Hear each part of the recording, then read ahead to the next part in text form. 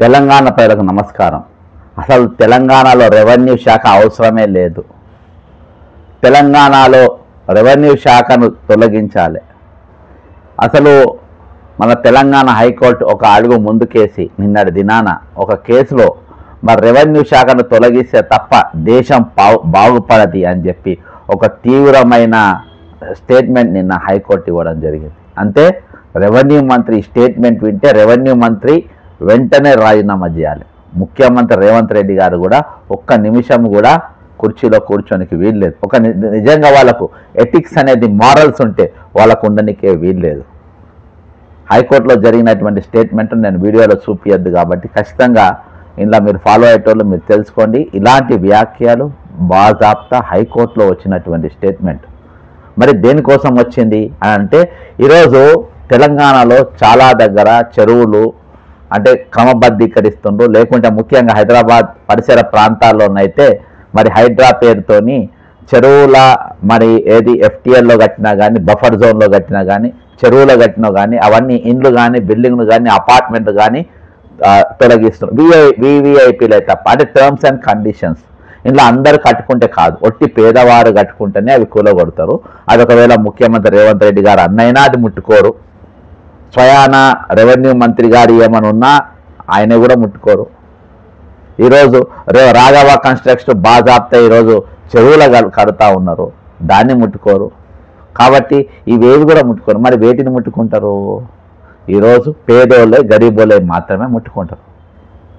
అయితే ఇవి ఎప్పుడైతే కూలగొట్టిన తర్వాత అక్కడ అంటే ఇందు కూలగొట్టిన తర్వాత అక్కడ ఎఫ్టీఎల్ అని నిర్ణయిస్తలేరు, బఫర్ జోన్ నిర్ణయిస్తలేరు, దాన్ని పరిధి నిర్ణయిస్తలేరు. ఇక్కడ మరి తాజాగా ఖమ్మం జిల్లాలో ఒక ఇష్యూ పైన నేను హైకోర్టు మాట్లాడింది. అదేంటంటే మరి ఖమ్మం జిల్లా పెదుబల్లి మండలం అడవి మండల పరిధి సర్వే నంబర్లో 11, 12, 13 ప్లస్ 29, 30, 31 ఈ 6 సర్వే నంబర్లోని పట్టా భూమి మిషన్ కాకతీయ పథకంలో చేర్చడాన్ని అక్కడ బి కృష్ణారెడ్డి అనేట ఆయన హైకోర్టులో పిటిషన్ వేసిందంట. అయితే దీనిపైన జస్టిస్ అనిల్ కుమార్ గారు మరి జూకంటి అనిల్ కుమార్ గారు ఆయన ఒక బెంచ్ దీని మీద విచారణ చేపట్టిందంట. అయితే ఇందులో పిటిషనర్లు పేర్కొంటున్న సర్వే నంబర్ 29 పూర్తిగా చెరువు మధ్యలోనే ఉందంట. అంటే చెరువు మధ్యలో ఉన్న దానికి మరి ఈరోజు అందులో పట్టా ఏ విధంగా ఇస్తారు? చెరువు మధ్యలో పట్టాలు ఏ విధంగా ఇస్తారు? రెవెన్యూ శాఖ నీటిపారుదల శాఖల అధికారులు ఒకరిపై ఒకరు నెప్పుకుంటున్నారట. అంటే ఇలా 2 శాఖల వాళ్ళు ఉన్నారు. అందులో రెవెన్యూ శాఖ ఉన్నది మరియు ఇరిగేషన్ శాఖ ఉంది. అంటే ఉత్తమ్ కుమార్ రెడ్డి గారి శాఖలు 2 కూడా ఉన్నాయి. ఈ 2 కూడా అధికారులు వీళ్ళు ఒకరి మీద ఒకరు నొక్కుంటున్నట. మీది తప్పంటే మీది తప్పని. ఏది ఎవరు తప్పైనా మొత్తానికి ఈ రెవెన్యూ శాఖ అనేది అసలు అవసరమే లేదు. రెవెన్యూ శాఖ మొత్తం ఈరోజు సర్వనాశనం చేస్తుంది వ్యవస్థలను అని చెప్పేసి ఒక ధర్మాసనం అంటే హైకోర్టు ధర్మాసనం జూకంటి అనిల్ కుమార్ గారు పేర్కొనడం జరిగింది. అయితే రాష్ట్ర వ్యాప్తంగా ఉన్న చెరువులకు నేను చెప్పిన రాష్ట్ర వ్యాప్తంగా చెరువులకు ఎఫ్టీఎల్ నిర్ణయించని కారణంగానే ఇలాంటి సమస్యలు వస్తున్నాయి అని చెప్పేసి జస్టిస్ అనిల్ గారు వ్యాఖ్యానించారు. కాబట్టి ఇది సరే ఖమ్మం కలెక్టర్ గారు ఏం కౌంటర్ ఇస్తారనేది కౌంటర్ దాఖలు చేయాలనేది వాళ్ళు ఆదేశం జారీ చేసిండ్రు. కానీ మరి అది ఏమవుతుందో మనకు ఆ కేసు మీద తర్వాత. కానీ ఇక్కడ అన్నిటికంటే పెద్ద స్టేట్మెంట్ ఏంటంటే ఈరోజు కాంగ్రెస్ మరి ముఖ్యంగా రేవంత్ రెడ్డి, పొంగిలేటి శ్రీనివాసరెడ్డి, ఉత్తమ్ కుమార్ రెడ్డి గారి గుయ్యమనే స్టేట్మెంట్ ఇచ్చింది ఈరోజు. ముఖ్యంగా ఈయననైతే రెవెన్యూ మంత్రి అయినట్లయితే ఇక 101% రాజీనామా చేసి వెళ్ళిపోవాలి. అసలు స్టేట్మెంట్ గుయ్యి కాదు, దౌడలు బలగొట్టే స్టేట్మెంట్. మరి ఎఫ్టీఎల్ కానీ ఇవి కానీ ఎందుకు నిర్ణయిస్తలేరంటారు? చెప్తా. దీంతో ఒక స్కామ్ అంటే హైడ్రా ఇక్కడి వరకు చెరువుల పరిరక్షణ కొన్ని చెరువులు చేస్తున్నారు. కొన్ని చెరువుల కాడ మాకు హైడ్రా కావాలని ధర్నాలు అవి ఇవి చాలా బాగున్నాయి. కొన్ని 101% అది కరెక్ట్ పద్ధతి ప్రకారం జరుగుతుంది, దాన్ని స్వాగతించాల్సిందే. అసలు హైడ్రా అనేది ఏ విధంగా జరగాలి, హైడ్రా అనేది ఏ విధంగా దాన్ని అమలు చేయాలి అని అంటే అందులో ఇరిగేషన్ శాఖ, రెవెన్యూ శాఖ, పోలీస్ శాఖ, మున్సిపల్ శాఖ, ఇవన్నీ రిజిస్ట్రేషన్ శాఖ అంటే రిజిస్ట్రేషన్ స్టాంప్ శాఖ, ఇవన్నీ కూడా ఇందులోకి రావాలి. వీటితో రివ్యూ మీటింగ్ పెట్టి ఒక సారం తీయాలి. ఆ తీసిన సారంతో తయారు చేయాల్సింది హైడ్రా. అంటే సారం అంటే అసలు చెరువుల విస్తీర్ణం ఎంత, ఎన్ని చెరువులు, రాష్ట్రంలో ఉన్న చెరువులు ఎంత, నంబర్ 1 పాయింట్.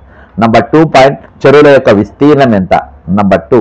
ఒకవేళ ఆ చెరువులు దాని FTL, దాని బఫర్ జోన్ పరిధి ఎంత, దాని తర్వాత అక్కడ ఎన్ని చెరువులు కబ్జా అయినాయి, దాని ఎంత ఉండాల్సిన చెరువులు ఎంత ఉన్నాయి, అంత ఉండడానికి కారణం కబ్జాలు, ఎంత కబ్జాలు అయినాయి, ఏం కథ, అర్థమైందా? ఇవి కబ్జాలు అయిన తర్వాత ఒకవేళ కబ్జాలకు రిజిస్ట్రేషన్ ఉన్నాయా, ఉన్నాయి, ఉంటే ఎవరిచ్చిండు, ఆ అధికారి మీద యాక్షన్. మున్సిపల్ పర్మిషన్ ఉన్నాయి, దాని మీద యాక్షన్. ఈరోజు ఈ విధంగా ఎవరెవరు ఇచ్చిండ్రు వాళ్ళందరిపైన యాక్షన్. ఎందుకంటే ఈ పర్మిషన్ చూసిన తర్వాత లోన్లు ఇచ్చిండ్రు. ఎవరు ఇచ్చిండ్రు, వీళ్ళే ఇచ్చిండ్రు. అయితే నేను ఫర్ ఎగ్జాంపుల్ చెప్తున్నా, ఈరోజు బాజాబ్తా రాఘవ కన్స్ట్రక్షన్స్ చెరువులో ఉన్నది, బఫర్ జోన్లో ఉన్నది, సర్వే నంబర్ 40 41 ఏదో ఉన్నది. ఆ సర్వే నంబర్లో 40 ఉన్న సర్వే నంబర్లో ఈరోజు అక్కడ రాఘవ కన్స్ట్రక్షన్స్ అపార్ట్మెంట్స్ కట్టింది. దానికి పాస్బుక్లు ఉన్నాయా, దానికి రిజిస్ట్రేషన్ ఉందా, దానికి మున్సిపల్ పర్మిషన్ ఉందా, అక్కడ ఉన్న చెరువు ఏంటి, అది ఉన్న బఫర్ జోన్ ఏంటి, అక్కడ ఉన్న FTL ఏంటి, ఒకవేళ పర్మిషన్ ఉంటే వాళ్ళందరినీ సస్పెండ్ చేయాలి, రిజిస్ట్రేషన్ ఉంటే రిజిస్ట్రేషన్ చేసిన సస్పెండ్ చేయాలి, ఆ చెరువు కాపాడటం కబ్జా చేయాలి. లాస్ట్లో కొన్నోళ్ళది కూడా తప్పే. అసలు అపార్ట్మెంట్లు ఏ రోజు కాకుండా ఏ రోజైనా కూర్తాయి, దాన్ని ఆపనికే లేదు. కాబట్టి ఇవన్నీ కూడా వాటిలో ఇమిడి అయి ఉంటాయి. ఇక్కడ వీళ్ళు ఏం చేస్తున్నారంటే ఇవేవి కూడా లేకుండా డైరెక్ట్ FTL అని ఒకటి మన ఏది కూలగొట్టుడు, దాన్ని ఫెన్సింగ్ నాటకుంటే వెళ్ళిపోవడు. ఇక వీళ్ళు ఎవరిపైన ఇవ్వాలక హైడ్రా తప్పుడు తరహాగా ఎవరైతే పర్మిషన్లు ఇచ్చిండ్రో, వీడికి రిజిస్ట్రేషన్ చేసిండ్రో, ఈ మౌనంగా ఉన్నాయి, వీళ్ళు ఎవరి ముందు ఇవాళ వరకు ఎటువంటి యాక్షన్ లేవు. పర్మిషన్లు ఇచ్చిన వాళ్ళపైన యాక్షన్ లేవు, కానీ కట్టుకున్న వాళ్ళు మాత్రం కూలిండు. వాళ్ళు కేవలం ఒక మధ్యతరగతికి సంబంధించిన వాళ్ళే.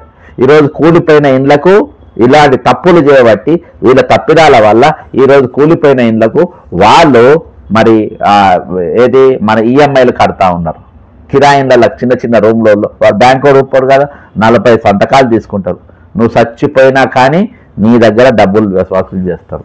ఆ లెక్కల వాళ్ళ సంతకాలు ఉంటాయి. వాళ్ళంతా పగడబందీగా ఈరోజు అన్ని రాపించుకొని చేసుకొని ఎంక్వైరీ చేసి నీకు లోన్ ఇస్తారు. కాబట్టి ఆటోమేటిక్గా నీ జీతంలోకెళ్ళో నీకు రాబడికెళ్ళి ఎక్కడికెళ్ళి వస్తుందని నువ్వు బ్యాంకులు చూపించినావు, అక్కడికి వెళ్ళి ముక్కు పిండి బాజాప్తా ఈరోజు వసూలు చేసే పరిస్థితి. కాబట్టి తప్పిదాలన్నీ కూడా ఈరోజు రెవెన్యూ కిందికి వస్తున్నాయి, ఇరిగేషన్ కిందికి వస్తున్నాయి. వీళ్ళు కట్టేటప్పుడు మౌనంగా ఉండడం వల్ల ఇది జరిగిపోతున్నాయి. అయితే ఈ FTL నిర్ణయించకపోవడం వల్ల ఈరోజు అనేకమైన తప్పిదాలు జరుగుతూ ఉన్నాయని చెప్పి ఈరోజు ముఖ్యంగా ఇటువంటి వారి చెడు మధ్యలో ఉన్నదానికి పట్టాలు ఇచ్చిండ్రు, ఎట్లా ఇచ్చిండ్రు. ఈరోజు అదేవిధంగా రాఘవ కన్స్ట్రక్ట్స్ కట్టుకున్న దానికి ఏ విధంగా పర్మిషన్ ఇచ్చిండ్రు. కాబట్టి ఒక్క క్షణం కూడా రెవెన్యూ మంత్రి అనేటోడు ఇంత ఘాటైన వ్యాఖ్య, ఒక రాష్ట్ర ఉన్నతమైన న్యాయస్థానం ఇచ్చినటువంటి స్టేట్మెంట్, అసలు ఈ దేశంలో రెవెన్యూ శాఖ పోతనే ఈ దేశం బాగుపడుతున్న స్టేట్మెంట్ ఇచ్చిన తర్వాత ఇది దేశవ్యాప్తంగా ఈరోజు నీ యొక్క తప్పిదాల వల్ల, నీ యొక్క అసమర్థత వల్ల, నీ యొక్క పనికిమాలినతనం వల్ల ఈరోజు నువ్వు ఒక వ్యాపారవేత్తగా వ్యాపారం చేసుకున్నటువంటి ఉండేటానికి ఈరోజు నీ చేతిలో రెవెన్యూ శాఖ పెడితే మరి ఇంతకు మించి ఏముంటుంది, ఏముండదు. నువ్వు శిస్తులు కట్టుకుంటా, పన్నులు కట్టుకుంటా, లంచాలు ఇచ్చుకుంటా ఈశ్వరుని మంత్రి పదవి తెచ్చుకొని అవగాహన లేని మంత్రి ఈరోజు పొంగులేటి శ్రీనివాసరెడ్డి అంటాడు. అవగాహన లేకుండా ఉన్నాడు ఈరోజు. మరి దీనిపైన ఉత్తమ్ కుమార్ రెడ్డి గారు ఎందుకు మౌనంగా ఉంటుండ్రు? ఉత్తమ్ కుమార్ రెడ్డి గారు ఎందుకు నోటు తెరుస్తలేరు? ఈరోజు చెరువుల పైన కూడా మాట్లాడింది. ఇవాటి వరకు ఈ రాష్ట్ర వ్యాప్తంగా ఉన్న చెరువుల FTL ఎందుకు నిర్ణయిస్తలేరు? బఫర్ జోన్ మీరు ఎందుకు నిర్ణయిస్తలేరు? మీరు ఎందుకు మౌనంగా ఉంటున్నారు? దీనిపైన తేల్చాల్సిన అవసరం మీ బుధ స్కంధాలపైన ఖచ్చితంగా ఉన్నది. ఈరోజు ఇది ఆయన ఒక్కడిని అన్నది కాదు, ఈరోజు 2 శాఖలకు కూడా వర్తిస్తుంది, ఈ ప్రభుత్వానికి వర్తిస్తుంది. దీనిపైన ప్రతిపక్షాల స్టేట్మెంట్ ఎక్కడ కూడా లేవు. నా బీజేపీ కానీ, నా BRS కానీ, నా మేధావులు కానీ, నా MLCలు కానీ ఈ తెలంగాణను ఉద్ధరించబోతున్నామని మేము చెప్పుకునేటోళ్ళు ప్రశ్నించే గొంతుకలు దీనిపైన ఎక్కడ కూడా స్టేట్మెంట్ లేవు. కాబట్టి వెంటనే ఒక్క క్షణం కూడా రెవెన్యూ మంత్రిగా పొంగులేటి శ్రీనివాసరెడ్డి అనేట ఆయన కొనసాగడానికి అర్హత లేదు. ఆయన వెంటనే రాజీనామా చేయాలి. అంతేకాకుండా ధర్మాసనం ఇచ్చినటువంటి స్టేట్మెంట్ పైన కష్టంగా రాష్ట్ర వ్యాప్తంగా ఇమీడియట్గా ఎఫ్టీఎల్లు నిర్ణయించాలి, బఫర్ జోన్ నిర్ణయించిన బాధ్యత ఈరోజు ఇరిగేషన్ మంత్రి ఉత్తమ్ కుమార్ రెడ్డి గారి పైన ఉంది. ఖచ్చితంగా దీనిపైన మీ ప్రాంతంలో ఉన్నటువంటి చెరువులు ఉంటే ఆ చెరువుల పరిస్థితి ఏంది, ఆ చెరువు యొక్క స్థితిగతి ఏంది, దాని ఎఫ్టీఎల్ ఎంత, బఫర్ జోన్ ఎంత కింద కామెంట్ చేయండి. కబ్జా అయితే కబ్జా గురించి రాయండి, దాని మీద కబ్జా చేస్తే ఎవరు చేసినో వాళ్ళ పేరు కూడా రాయండి. ఖచ్చితంగా దాని మీద మనం వీడియో చేద్దాం, మాట్లాడదాం, అధికారులకు సంప్రదిస్తాం, వాళ్ళని ముట్టకాయలు కొడదాం. జై తెలంగాణ, అమరవీరులకు జోహార్లు.